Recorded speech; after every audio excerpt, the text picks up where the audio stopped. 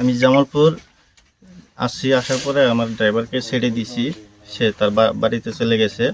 তো আমি আবার এই জামালপুর যে স্পাইসি যে হোটেলটা, ওইখানে আমি বসে খাবার খাইছি। খাবার খেয়ে আবার বুলবুলের সামনে আসছি। বুলবুল থেকে আমি আমার গাড়ির জন্য ওয়েট করতেছি, যে আবার গাড়িটা আসবো, আমি ঢাকা চলে যাব।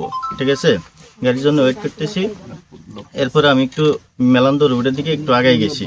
আগে যাওয়ার পরে ওইখান থেকে আমাকে একটা হাইজেল থেকে 5-6 জন আমাকে তুলে ফেলছে। তোলার পরে আমাকে চোখ মুখ বেঁধে ফেলতে তারপরে মনে করেন ওরা গাড়ির ভিতরে জালাপাতারি তো মারছে।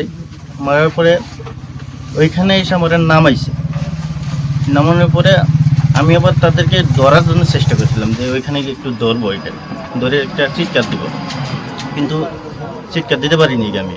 তারা আমাকে মারধর করার পরে আমি আবার দৌড় দিছি, তো ওরা পিছন থেকে আবার ইয়েটা ধরছে, এভাবে এটাই ছিল, এভাবে টাইনে ছিঁড়ে ফেলছে। পরে আমি আবার দৌড়ানি দিয়ে এসে এইখানে আর কোলাইতে পারিনি, আমি পড়ে গেছি ওই জায়গায় পড়ে গেলে পরে তারপর আমি মানে একটু সেন্সলেস হয়ে গেছিলাম আর কি। আমি ওইটা কতক্ষণ মানে আনুমানিক প্রায় 10-15 মিনিট আমি ওখানে পড়ে রয়েছিলাম। গাড়িতে ছিলাম 15-20 মিনিটের মতোই। আমাদের প্রার্থীর সাথে গতকাল থেকে যোগাযোগ করার চেষ্টা করতেছি, কিন্তু পাইতেছি না।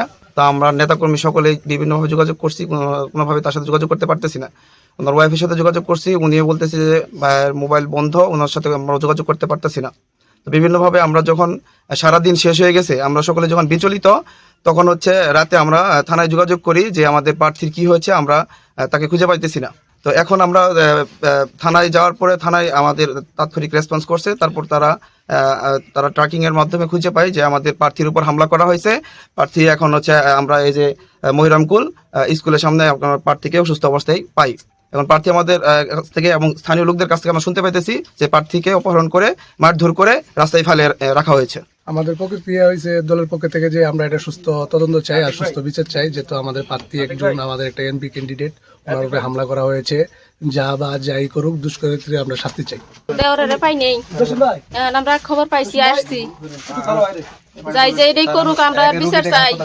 এটা আমি ফেসবুকে দেখেছি যে এরকম আমাদের গণ অধিকারের যে প্রার্থী রয়েছে ট্রাক মার্কা, ওনাকে পাওয়া যাচ্ছে না, এরকম একটা ফেসবুকে আমি স্ট্যাটাস দেখার পরে তার পরিবারের সাথে যোগাযোগ করতে আসে। তার ওয়াইফকে অনেকবার ফোন দেওয়া হয়েছে, সে ফোন ধরে নেয়।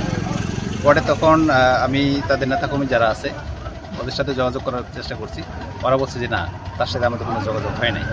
পরে তখন তথ্যপত্রের ভিত্তিতে তখন তার যখন নাম্বার পেয়েছি, আমি নাম্বার নিয়ে দেখেছি যে সে 11:42 তার নাম্বার বন্ধ করলে পরে তার যে ভাই আছে, আমি শুনেছি যে তার ভাইয়ের সাথে সে একসাথে ঢাকা গেছে।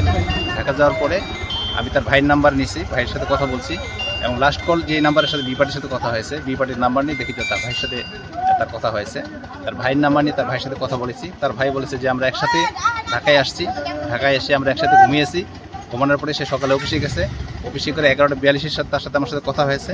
কথা হওয়ার পরে তার সাথে আর যোগাযোগ হয় না। সে তার ছোটো যে ভাইয়ের যে বাসা আছে, ছোটো ভাইয়ের বাসায় আসছে, ছোটো ভাইয়ের বাসায় এসে গোসল করছে, খাওয়া দাওয়া করে জামালপুরের উদ্দেশ্যে সে আসছে। In the main time say mobile বন্ধ রাখছিল, মোবাইলে কারোর সাথে যোগাযোগ করে নাই, তার পরিবারের সাথে বা তার নেতাকর্মীর সাথে কারোর সাথে যোগাযোগ করে নাই।